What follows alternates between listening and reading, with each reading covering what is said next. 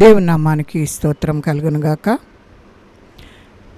Elohim TV ప్రేక్షకులందరికీ నా హృదయపూర్వక వందనాలు చెల్లించుకుంటున్నాను. దేవుడిచ్చినటి దినమును బట్టి వందనాలు చెల్లించుకుంటూ ఈ దినవాక్య భాగంగా పరమగీతములు 1వ అధ్యాయము 8వ వచనాన్ని జ్ఞాపకం చేసుకుందాం. నారీమణి సుందరి అది నీకు తెలియకపోయినా. చిన్న ప్రార్థన చేసుకుందాం. పరిశుద్ధుడా, ప్రేమ కలిగిన తండ్రి, నీకు వందనాలు. వాక్య భాగమును బట్టి నీకు కృతజ్ఞతలు చెల్లిస్తున్నాం. వాక్యమును ప్రత్యక్షత గల ఆత్మను మీరు మాకు దయచేయండి. మా నోటిని నింపండి, మీ ఆత్మశక్తితో నింపిన ఆయన వివరించటకు కావలసిన కృపను మీరు విడుదల చేయండి. వినువారు నీ వారై ఉన్నారు, వారి హృదయములను మీరు తెరవండి. అట్టి కృపతో వారిని నింపండి ప్రభువా. వాక్యం ద్వారా నా తండ్రి మాటలు మీవై ఉన్నవి కనుక మీ మాటల యొక్క శక్తితో అనేకులు పట్టబట్టకు సహాయం చేయండి. మీ కార్యములన్నీ ప్రభువా నాయన నీ నామ మహిమార్థము జరుగునట్లు సహాయం చేయండి. విని గ్రహించినట్లు వారి మనసులు ప్రభువా మీరు తెరవండి. వినగలిగిన చెవులు, గ్రహించగలిగిన మనస్సును మీరు ఇచ్చిన ఆయన బిడలతో మీరు మాట్లాడమని వేడుకుంటున్నాము నాయన. నీకు స్తోత్రాలు. ప్రార్థించే వారము మేమై ఉన్నాము నాయన. కార్యములు చేయవారు మీరై ఉన్నారు కనుక సమస్తమును మీకు సమర్పించుకుంటూ ఈ వాక్యమును మీ చేతులకు సమర్పించుకుంటూ యేసు పరిశుద్ధ నామమును అడిగి వేడుకుంటున్నాము తండ్రి, ఆమేన్. జీవము కలిగిన దేవుని యొక్క కృపావర్షము మనందరిపై సమృద్ధిగా కురినట్లు దేవుణ్ణి వేడుకుందాం. పరంగీతం అను శ్రేష్టమైన గ్రంథాన్ని గురించి గత అనేక వారముల నుండి మనము జ్ఞాపకం చేసుకుంటున్నాం. దానిని ధ్యానము చేస్తూ ఉన్నాం. ఈ గ్రంథము యొక్క ఉనికిని మనము తెలుసుకోవటానికి దేవుడు కృప దయచేస్తూ ఉన్నాడు. దానిలో ఉన్న మర్మములను మనము తెలుసుకోవటానికి దేవుడు కృప అనుగ్రహిస్తున్నాడని నేను నమ్ముచూ ఉన్నాను. ఈ గ్రంథం విశ్వాసఘాతకులను తమ భ్రష్టత్వములో నుండి బాగు చేస్తుంది. వారిని తమ ఆధ్యాత్మిక గాఢ నిద్ర నుండి మేల్కొల్పుతుంది. ఈ గ్రంథములోని 1వ అధ్యాయంలోని మొదటి 7 వచనాలను గురించి మనము గత నెలలుగా మనము జ్ఞాపకం చేసుకుంటూ ఉన్నాం. 8వ వచనాన్ని గురించి మనము జ్ఞాపకం చేసుకుందాం. మొదటి 7 వచనాలను దేవుడు సంపూర్ణంగా మాట్లాడటకు కృప దయచేశాడు. 8వ వచనమున మన జ్ఞాపకం చేసుకుంటే, నారీమణి సుందరి అది నీకు తెలియకపోయినా మందల అడుగుజాడలను బట్టి నీవు పొమ్ము, మంద కాపరుల గుడారముల యొద్ద నీ మేకపిల్లను మేపుమని వ్రాయబడి ఉంది. పరమగీతములు 1వ అధ్యాయము 7వ వచనమును కూడా మనము జ్ఞాపకం చేసుకుంటే, నా ప్రాణప్రియుడా నీ మందను నీ వెచ్చట మేపుదువో, మధ్యాహ్నమున ఎచ్చట నీడకు వాటిని తోలుదువో నాతో చెప్పుము అని సంఘమునకు సాదృశ్యమైన షోలమ్మితి తన ప్రభువును ప్రశ్నించగా, ప్రభు అంటున్నాడు కదా, నారీమణి సుందరి అది నీకు తెలియకపోయినా అని జవాబు చెబుతున్నట్లుగా చూస్తూ ఉన్నాం. సంఘము ప్రభువును నా ప్రాణప్రియుడని సంబోధిస్తుండగా ప్రభువు సంఘమును నారీమణి సుందరి అని సంబోధిస్తున్నాడు. నారీమణి సుందరి అను ఈ మాటల మర్మములతో కూడిన మాటలుగా మనము జ్ఞాపకం చేసుకున్నాం. ప్రభువు సంఘమును నారీమణి సంబోధించుటకు కావలసిన కారణము ఏంటో మనము ఇంతకు ముందు ధ్యానం చేశాం. ప్రభువు సంఘమును సుందరిని అని సంబోధించుటకు గల కారణం ఏంటో ఈ దినమున ఈ వాక్య భాగం ద్వారా మనము జ్ఞాపకం చేసుకుందాం. సర్వజ్ఞుడైన దేవుడు సృష్టిని తన వాక్కు చేత కలుగు చేసినాడు. కానీ ఆదినరుడైన ఆదామును తన స్వరూపమందు కలుగు చేసుకున్నట్లుగా చూస్తూ ఉన్నాం. తాను కలుగు చేసినది 5 దినముల సృష్టిని ఆ సర్వజ్ఞుడైన దేవుడు దానిని నిదానించి చూడగా అది మంచిదైనట్లుగా కనబడినట్లుగా చూస్తూ ఉన్నాం. అలా అనగా 5 దినముల సృష్టి ఆయన కనులకు అందమైనదిగా కనిపించింది. కానీ 6వ దినమందు దేవుడు ఆదామును సృష్టించాడు. ఆదామును సృష్టించిన తర్వాత సృష్టి యావత్తు మంచిదైనట్టు దేవుడు చూచెను అని వ్రాయబడలేదు. కానీ అది చాలా మంచిదైనట్లుగా దేవుడు చూచెనను వ్రాయబడి ఉంది. అనగా ఆదాము సృష్టి అంతటికి ఎక్కువ సౌందర్యమును తెచ్చినవాడు అని ఇక్కడ ఈ వాక్య భాగము యొక్క అర్థము. సృష్టి అంతటిలో ఆదాము సుందరమైన వాడు. కారణం ఏంటి అని అంటే ఆదాము దేవుని స్వరూపముగా సృజించబడినవాడు కనుక దానిని మనము గమనించి చూచినట్లయితే మంటితో చేయబడిన మొదటి ఆదామే అంత సుందరుడై ఉన్నట్లయితే మరి రెండవ ఆదామైన క్రీస్తు ప్రభు ఎంత సుందరుడో కదా. అందుచేతనే ఆయన అతికాంక్షణీయుడని మరి పరమగీతములు 5:16 మనము జ్ఞాపకం చేసుకుంటే, అతని నోరు అతి మధురము, అతడు అతికాంక్షణీయుడు అని ఇక్కడ ఈ వాక్య భాగంలో దేవుడు మనకు మరి ఈ విషయాన్ని తెలియజేస్తూ ఉన్నాడు. అతడు ఎంత అతి కాంక్షణీయుడుగా మనకు కనబడుతున్నాడో మనము జ్ఞాపకం చేసుకుంటే ఈ వాక్య భాగం ద్వారా వ్రాయబడినది మనము జ్ఞాపకం చేసుకోవాలి. ప్రపంచ జనాంగం అంతటిలో కూడా యూదులు ఎంతో సౌందర్యవంతులుగా కనబడుతూ ఉంటారు.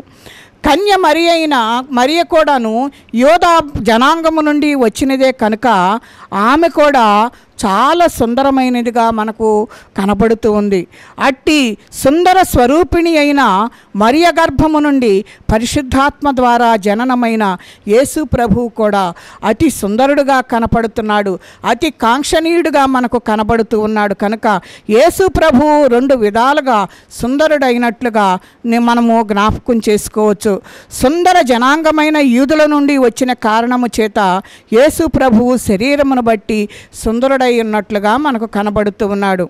ఆయన దేవత్వము గలవాడు, మహాపరిశుద్ధుడు కాబట్టి ఆంతర్యములో కూడా ఆయన అతి సుందరుడై ఉన్నట్లుగా మనకు కనపడుతూ ఉన్నాడు. యేసు ప్రభువు యొక్క మాటలు మరి ఎంతో సుందరములుగా ఉన్నట్లుగా మనం చూస్తూ ఉన్నాం. ఆయన చేసిన క్రియలు సుందరమై ఉన్నట్లుగా మనము చూస్తూ ఉన్నాం. ఎందుకంటే ఆయన మాట సెలవిస్తే చాలు భూమి మరి అంతయు కూడాను, భూమి మీద ఉన్న సమస్తమును కూడాను ఆయన మాటల ద్వారా ఎంతో సుందరముగా చేసినట్లుగా మనం మాట్లాడుతూ ఉన్నాం. ఆయన చేసిన క్రియలు మరి ఎంతో సుందరముగా మనకు కనబడుతున్నట్లుగా మనము చూస్తూ ఉన్నాం. కనుక ఆయన మాటలో ఎంతో శక్తి ఉంది. దేవుడు కూడా నీకు ఆ మాటలు నువ్వు మాట్లాడితే అంత శక్తిని దేవుడు నీకు కూడా అనుగ్రహిస్తూ ఉన్నాడు. కనుక మనము కూడా మాటల్లో మనకు దేవుడు శక్తి అనేది మనకు ఇచ్చాడు. కనుక మనము కూడాను దేవునితో మాట్లాడే వారముగా ఉండాలని దేవుడు కోరుకుంటున్నాడు. మన మాటలోని శక్తిని కూడాను దేవుడు కార్యాలు చేయటానికి ఆయన ఇష్టపడుతున్నాడు. కనుక ఆయన క్రియల ద్వారా కూడా ఆయన ఎన్నో క్రియలు జరిగించినట్లుగా మనం చూస్తూ ఉన్నాం. మట్టిని తీసి మరి కన్నుల మీద రాసి మరి అతనికి కన్నులు దయచేసినట్లుగా కూడా చూస్తూ ఉన్నాం. ఆ క్రియ ఎంతో సుందరముగా మనకు కనపడుతున్నట్లుగా మనం చూస్తూ ఉన్నాం. ఆయన చూపిన ప్రేమ సుందరమైనదిగా మనకు కనపడుతుంది. కనుక ఆయన మనపై చూపించిన ప్రేమ ఎంత గంభీరముగా ఉంటుందో ఆయన శిలువ మీద మరణము పొందినంత గంభీరముగా మనకు కనపడుతున్నట్లుగా ఉంది. ఆయన దైవత్వము సుందరముగా కనపడుతున్నట్లుగా మనము చూస్తూ ఉన్నాం. ఆయన మానవత్వం కూడా సుందరముగానే మనకు కనబడుతూ ఉంది. కనుక ఆ సుందరమైనదే కనుక మనము జ్ఞాపకం చేసుకోవాలి. ఆయన ఎలాంటి సుందరమైన స్థితిలో మరి ఆయన జీవిస్తూ ఉన్నాడో మనము కూడా అలాగన ఉండాలని దేవుడు నిన్ను నన్ను కోరుకుంటున్నాడు. ఆయన శరీరధారి అయి మరీ గర్భములో ఉన్నప్పుడు కూడా ఆయన సుందరుడుగానే కనపడుతూ ఉన్నాడు. ఆయన జన్మించిన తర్వాత పొత్తిగుడ్డల మధ్య పౌళించినప్పుడు మరి ఆ పశువుల తొట్టెలో మరి ఆయనను పరుండబెట్టినప్పుడు కూడా ఆయన ఎంతో సుందరుడుగా మనకు కనబడుతున్నట్లుగా చూస్తూ ఉన్నాం. ఆయన బాలుడై యెరూషలేము దేవాలయములో పండితుల మధ్య కూర్చున్నప్పుడు కూడాను ఆయన ఎంతో సుందరుడుగా కనపడుతున్నాడు. ఆయన మాట్లాడే మాటలను బట్టి ఆయన మరి ఇంత జ్ఞానం ఈయనకి ఎక్కడ నుంచి వచ్చిందని వాళ్ళు ఎంతగానో ఆశ్చర్యపోయినట్లుగా మనము చూస్తూ ఉన్నాము. కనుక పండితుల మధ్య కూర్చున్నప్పుడు ఆ వాదనలో మరి ఆయన మాట్లాడుతున్న మాటలను చూచి మరి వారందరూ కూడాను ఆశ్చర్యపడినట్లుగా మనం చూస్తూ ఉన్నాం. యోహాను చేత బాప్తిసం తీసుకున్నప్పుడు మరి ఆత్మపూర్ణుడై ఉన్నప్పుడు మరి పరిశుద్ధాత్మ యొక్క శక్తి ఆయన మీదకు వచ్చి వ్రాలినప్పుడు ఆయన సుందరుడుగా మనకు కనపడుతూ ఉన్నాడు. అపవాది చేత అరణ్యమందు శోధించబడినప్పుడు ఆయన సుందరుడుగానే కనపడ్డాడు. కనుక ఆయన సేవ, ఆయన మరణము, భూస్థాపన పునరుద్ధానము సమస్తమును సుందరముగా మనకు కనబడుతూ ఉన్నాయి. ఆయన మరణము కూడా ఎంతో సుందరముగా కనపడుతుంది. మనందరము కురూపులమై ఉండగా ఆయన ఏం చేశాడు అని అంటే, మనందరికీ మరి ఇదివరకు సౌందర్యమును తీసుకొని రావటానికి ఆయన కురూపిగా మారినట్లుగా మనము చూస్తూ ఉన్నాం. భూస్థాపన, పునరుద్ధానము సమస్తమును సుందరములుగానే కనపడుతూ ఉన్నాయి. ఆదినరుడైన ఆదాము సృష్టి అంతటిలో సుందరుడైన వాడని మనము ఇంతకుముందు మనము తెలుసుకొని ఉన్నాము కనుక, అట్టి సుందరుడైన ఆదాము నుండి తీయబడిన హవ్వ కూడా సుందరమైనదే. అలాగే రెండవ ఆదామైన క్రీస్తు ప్రభువు నుండి వచ్చిన విశ్వాసీ లేక విశ్వాసుల సంఘము కూడా సుందరమైనదే అని దేవుని యొక్క వాక్యము మనకు హెచ్చరిక చేస్తుంది. అందువలన యేసు ప్రభువు సంఘమును సుందరి అని సంబోధిస్తూ ఉన్నాడు. కనుక ఆదాము తన భార్య అయిన హవ్వ యొక్క సౌందర్యమును పరిపూర్ణముగా ఎరిగినవాడుగా మనకు కనపడుతూ ఉన్నాడు. అలాగే క్రీస్తు ప్రభువు తన సంఘ వధువు యొక్క సౌందర్యమును పరిపూర్ణముగా ఎరిగి ఉన్నాడు కనుక, అందుచేతే తన ప్రాణమిచ్చి తన సంఘమును సంపాదించుకున్నాడు. సంఘము యొక్క సౌందర్యమును సృష్టికి చూపించుటకు గాను పరలోక యెరూషలేమునందున్న సంఘమును ప్రభువు భూమిపైకి తీసుకొని రానయ్యున్నట్లుగా మనకు దేవుని యొక్క వాక్యము హెచ్చరిక చేస్తుంది. అప్పుడే 1000 ఏండ్ల పరిపాలన ప్రారంభమగునని దేవుని యొక్క వాక్యము మనకు హెచ్చరిక చేస్తూ ఉంది. సృష్టి యావత్తు కూడాను సంఘము యొక్క రాక కొరకు ఎదురు చూస్తున్నట్లు రోమాపత్రిక 8:19 మనము జ్ఞాపకం చేసుకుంటే, దేవుని కుమారుల ప్రత్యక్షత కొరకు సృష్టి మిగుల ఆశతో తేరి చూచుచు కనిపెట్టుచున్నది.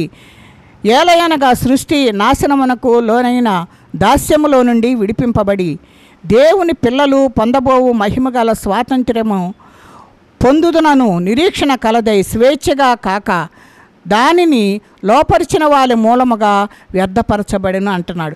ఇక్కడ ఈ 19వ వచనములో మనము జ్ఞాపకం చేసుకుంటే, సృష్టి యావత్తు కూడాను మరి ఆ దేవుని యొక్క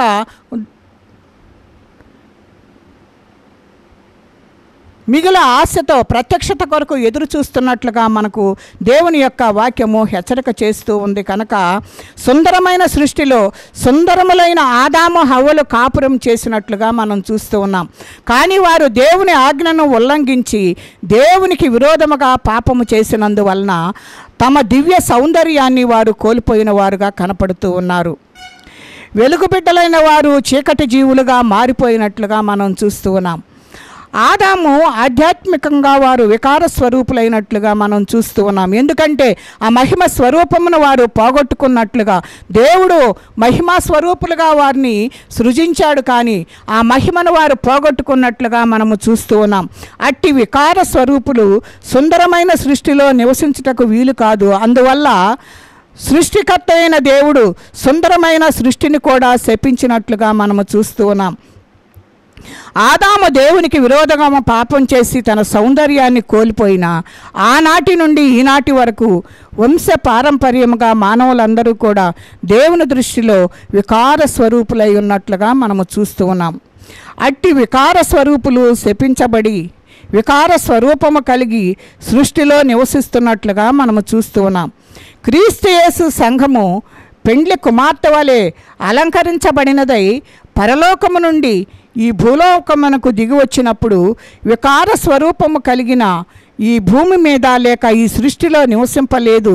అందుచేత ఈ భూమి మీద ఈ సృష్టి అగ్ని చేత దహించబడి మహిమకు మార్చబడుతుంది. అనగా ఈ సృష్టి తిరిగి సుందరమైన స్థితిలోనికి మార్చబడుతుందని దేవుని యొక్క వాక్యము మనకు హెచ్చరిక చేస్తుంది. దీనిని మనము మరో విధంగా మనము జ్ఞాపకం చేసుకుంటే, సుందర స్థితి కలిగిన సంఘమును బట్టి సృష్టికి సుందర స్థితి కలుగుతుంది. దీనిని బట్టి సంఘ వధువు ఎంత సుందరమైనదో మనకు తెలుస్తూ ఉంది. అందుచేత ప్రభువు తన సంఘమును సుందరి అని సంబోధిస్తూ ఉన్నాడు. క్రీస్తునందు ప్రియమైన వారలారా, మనము మన పాప వికార స్వరూపముతో నశించిపోవుట కృపగలిగిన దేవునకు ఇష్టము లేదు. కనుక మనము ఏ విధముగానైనా రక్షించబడి విమోచింపబడి ప్రతిష్ఠించబడి నీతిమంతులముగా తీర్చబడి మరి అప్పుడు ఎప్పుడైతే మనం ఆ రీతిగా మనము జీవిస్తూ ఉంటామో మనకప్పుడు దేవుడు ఏమి ఇవ్వాలని ఇష్టపడుతున్నాడంటే, రాజకత్వమునకు మనకు అవకాశము దొరుకుతుంది. కుమారులముగా కుమార్తెలముగా ఉండుటకు దేవుడు మనకు ఆ అర్హతను కల్పించటానికి ఆయన ఇష్టపడుతున్నాడు. కనుక దేవుని మహిమా స్వరూపమును పొందవలనన్న అనంతమైన ఉద్దేశము కలవాడై దేవుడు ఉన్నాడు. మనము అలాంటి పరిశుద్ధతలోనికి ప్రవేశించాలని దేవుడు ఎంతగానో కోరుకుంటున్నాడు. ఎందుకు అనంటే ఆయన పరిశుద్ధుడు కనుక మనలను కూడా పరిశుద్ధులముగా జీవించినట్లయితే ఆ సంఘ వధువుగా మనము సిద్ధపడటానికి అవకాశం ఉంటుందని చెప్పేసి దేవుని యొక్క వాక్యము మనకు హెచ్చరిక చేస్తుంది. కనుక మనందరము కూడా దేవుని యొక్క ఉద్దేశంలో పాలుపంపులు గలవారమై ఉండాలని దేవుడు కోరుకుంటున్నాడు. కనుక మంటి పురుగులమైన మనలో తన విజ్ఞాన సంపన్నతను తన స్వంత రూపంలోనికి చిత్రించి మనలను మరి సంపన్నులుగా చేయటానికి ఆయన ఇష్టపడుతూ ఉన్నాడు. సుందరులుగా చేయటానికి ఆయన ఇష్టపడుతున్నాడు. ఆయనతో సహవాసములో ఉండిన వారందరికీ కూడాను ఆయన మహిమనివ్వటానికి ఆయన ఇష్టపడుతూ ఉన్నాడు. కనుక మనము దేవుని యొక్క ఉద్దేశములను నెరవేర్చువారిగా ఉండాలని దేవుడు కోరుకుంటున్నాడు. కనుక ఆయన ఉద్దేశములన్నిటినీ మనము సఫలము చేసేవారిగా ఉండాలని ఆ విజ్ఞాన సంపన్నుడు మరి మనలను కోరుకుంటున్నాడు. మనం ఆ రీతిగా ఉండాలని ఆయన ఇష్టపడుతూ మనల్ని ఎంతగానో బ్రతిమాలుకుంటున్నాడు. ఎందుకంటే దినమెల్లా నీ కొరకు నేను చేతులు చాచి ఉంచుతున్నాను, నువ్వు నా యొద్దకు వస్తావని నేను ఎదురు చూస్తున్నానని నీ కొరకు ఎదురు చూస్తూ ఉన్నాడు. ఎందుకంటే లోకమంతా ఆయన కనుదృష్టి సంచారం చేస్తూ ఉంది. ఎందుకు సంచారం చేస్తుందంటే ఎవరైనా ఆయన చేతులు చాపుచూ ఉన్నాడు కదా, ఆయన కౌగిలిలోనికి ఎవరైనా వస్తారేమోనని నీ కొరకు నా కొరకు ఆయన ఎంతగానో మరి ఎదురు చూస్తూ ఉన్నాడు. ఆయన ఉద్దేశములన్నిటినీ కూడా మనము నెరవేర్చేవారిగా ఉండాలి. ఆయన ఏ ఉద్దేశము కలిగి ఉన్నాడో, మనం ఈ లోకములో ఎలాగున జీవించాలని ఆయన కోరుకుంటున్నాడో అట్టి కోరికలను మనము దేవుని యొక్క మనస్సును ఎరిగి ఆ విజ్ఞాన సంపన్నుడైన దేవుని యొక్క ఆ మనస్సును మనము జ్ఞాపకం చేసుకుని దేవుడు ఈ రీతిగా ఉంటే మనలను ఈ రీతిగా పిలవటానికి ఆయన ఇష్టపడుతూ ఉన్నాడు. కనుక మనందరం కూడా చేయవలసిన పనులు ఏంటి అని అంటే దేవుని ఉద్దేశములు నెరవేర్చేవారిగా ఉండాలని దేవుడు ఎంతగానో కోరుకుంటున్నాడు. అట్టి కోరికను మనము సఫలము చేసినట్లయితే ఆ సంఘ వధువులోనికి మనము వెళ్ళటానికి అవకాశము దొరుకుతుంది. ఆ 1000 ఏండ్ల పానంలో మధ్యాకాశములో ఉండి క్రింద ఉన్న వారిని మనము చూడటానికి అవకాశము దొరుకుతుంది. అక్కడకు చేరితేనే మనము, ఎందుకంటే ఈ భూలోకంలోనికి మరలా మనం అక్కడికి వెళ్ళిన తర్వాత ఆయన మరి భూలోకంలోనికి మధ్యాకాశంలోనికి మనల్ని అందరినీ కూడా ఆయన తీసుకురావటానికి ఇష్టపడుతున్నాడు. కనుక మరి ఆయన ఉద్దేశించిన కార్యములు ఏంటో మనం ఇప్పటి వరకు మనము నేర్చుకున్నాం. అట్టి విజ్ఞాన సంపన్నుడైన ఆయన ఆశను మనము తీర్చేవారుగా ఉండాలి అని చెప్పేసి దేవుడు కోరుకుంటున్నాడు. కనుక ఇట్టి దివ్య సుందరుడైన యేసు యొద్దకు, యేసు ప్రభువు నొద్దకు మనల్ని రమ్మనమని ప్రేమతో ఆయన మనవి చేసుకుంటున్నాడు. మరి ఎంతగానో నిన్ను నన్ను బ్రతిమాలుకుంటున్నాడు. ఒక్కరైనా దేవుని మరి ఆశ్రయిస్తారేమోనని ఇంకొక దినము ఆలస్యము చేస్తూ ఉన్నాడు. ఆయన రాకడ ఎప్పుడో మనకు తెలియదు, కానీ నిన్ను నన్ను బట్టే నువ్వు నేను నీ కుటుంబంలో నా కుటుంబంలో అనేకులు మరి రక్షణ లేకుండా ఉన్నారు, ఆయన యొద్దకు వచ్చేవారిగా లేరు. కనుక మనము కొరకు ఆయన ఎదురు చూస్తూ దినదినము ఆలస్యము చేస్తున్నట్లుగా మనము చూస్తూ ఉన్నాం. ఆయన నీ కొరకు ఎదురు చూస్తూ ఉన్నాడు. ఒక్కళ్ళైనా రక్షించబడతారేమోనని తండ్రి యొక్క పాదాల చెంత ఉండి నీ కొరకు నా కొరకు ఆయన విజ్ఞాపన చేస్తున్నాడు. ఎందుకంటే ఒక్కరైనా రక్షించబడితే పరలోకములో మరి దూతలు దేవుడు ఎంతగానో సంతోషపడతారు అని నీ కొరకు నా కొరకే ఆయన ఆలస్యము చేస్తూ ఉన్నాడు. కనుక నువ్వు చేయవలసిందల్లా ఒక్కటే, ఆయన యొక్క ఉద్దేశములను నెరవేర్చేవాడిగా ఉండాలి అని ఆయన కోరుకుంటున్నాడు. కనుక మరి మనందరము కూడాను ఆయన ఉద్దేశాలను నెరవేర్చేవారిగా ఉండాలి. ఆయన చిత్తమునకు మనము లోబడాలి. ఆయన ఏదైతే చెప్తున్నాడో దాన్ని చేసేవారిగా ఉండాలి. మరి మొదటి ఆదామైన మరి ఆదామును మనము జ్ఞాపకం చేసుకుంటే దేవుడు ఏదైతే చేయొద్దు అని చెప్పాడో మరి వారి ఇరువురును కూడాను దేవుని యొక్క మాటను ధిక్కరించి మరి ఆ వృక్ష ఫలములను వారు తిన్నారు. కనుక వారు పాపములకు లోనయ్యి మరి అందమును పోగొట్టుకొని వికారముగా కనపడినట్లుగా మనం చూస్తూ ఉన్నాం. అట్టి స్థితిలో నుంచి మనందరినీ మరి ఆ వికారములో నుండి బయటకు తీసుకుని వచ్చి సుందరమైన వారిగా చేయటం కొరకే దేవుడు నీ కొరకు నా కొరకు చేతులు చేతులు చాపి ఎదురు చూస్తున్నట్లుగా మనకు కనబడుతూ ఉంది. మరి మనం ఆ రీతిగా ఉండాలి అంటే ఆయన చేతిలోనికి మనం వెళ్ళాలి. ఆయన చెప్పిన కార్యములు మనం చేయాలి. ఆయన ఏదైతే నీ ఎడల ఉద్దేశించుచున్నాడో ఆ ఉద్దేశము నెరిగి ఆయనతో నువ్వు సహవాసము చేయాలి అని చెప్పేసి దేవుడు నిన్ను ఎంతగానో కోరుకుంటున్నాడు. కనుక మనందరము కూడా అట్టి స్థితిలోనికి వెళదాం. అట్టి కృప పరిశుద్ధాత్మ దేవుడు మనకు సహాయము చేసి నడిపించునుగాక.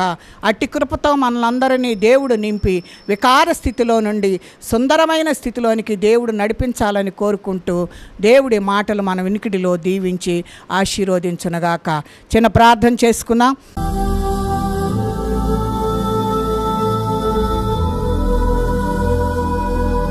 పరిశుద్ధుడా, ప్రేమ కలిగిన తండ్రి, నీ కొందనాలయ్యా. మేము ఈ లోకములో నా తండ్రి నీ మాటను వినక, నీతో సహవాసము చేయక, నీ ఉద్దేశములను నెరవేర్చేవారిగా లేక, అయ్యా నా తండ్రి ఈ లోకములో మేము అందవిహీనులముగా వికార స్వరూపములుగా మేమున్నాం ప్రభువా. మా మంటి దేహములకు ప్రభువా సుందరమైన స్థితిని కల్పించుటకు నాయన నువ్వు సిలువలో బలియాగమై నువ్వు వికార స్వరూపుడుగా ఉండి ఆకారము లేని వాడిగా నాయన మా కొరకు ప్రాణం ఇచ్చిన దేవుడు అయ్యా. మమ్ములను నాయన ఈ వికార స్థితిలో నుంచి విడిపించుటకు నా తండ్రి నువ్వు నా తండ్రి వికారమై మాకు సుందరమైన స్థితిని తీసుకురావటానికి మీరు ఇష్టపడి మీ ప్రాణమును పెట్టి నాయన 3 దినములు సమాధిలో ఉండి పునరుద్ధానుడవై తిరిగి లేచి మా కొరకు స్థలము సిద్ధపరచడానికి వెళ్ళిన దేవుడు అయ్యా. మేము కూడా మీతో ఉండులాగున మేము కూడా సుందరమైన రీతిలో ఉండునట్లు ప్రభువా మీరు ఈ కార్యము చేసి భూలోకము నుండి వెళ్ళిన దేవుడవు. మేము అట్టి స్థితిని పొందుకోవటానికి కావలసిన కృపను మీరు దయచేయండి ప్రభువా. మీ కార్యములు ఎంతో గొప్పవి కనుక వాటిని స్తుతిస్తూ నీ ఉద్దేశములను నెరవేర్చేవారుగా మమ్మల్ని అందరినీ సిద్ధపరచండి ప్రభువా. మా కుటుంబాలను సిద్ధపరచండి అయ్యా. నీకు స్తోత్రములు. ఎవరు విడవబడట మీకు ఇష్టం లేక మీ రాకడను ఆలస్యము చేస్తూ ఉన్నారు నాయన. అట్టి స్థితి కొరకై నాయన మేమందరము కూడా జ్ఞాపకం చేసుకొని మీ ఆలస్యము వెనక ఉన్న దాగి ఉన్న మర్మమును మేము జ్ఞాపకం చేసుకుని మా కుటుంబములన్నీ కూడాను నాయన రక్షించబడుటకు కావలసిన కృపను మీరు విడుదల చేసి అయ్యా మమ్మల్ని అందరినీ ప్రభువా మీరుండే స్థలములోనికి మమ్మల్ని తీసుకుని వెళ్ళటకు సిద్ధపరచమని అయ్యా మేము సుందరలముగా నాయన అనేకులకు కనబడుటకు కావలసిన కృపను విడుదల చేయమని యేసు పరిశుద్ధ నామమును అడిగి వేడుకుంటున్నాము తండ్రి. ఆమేన్.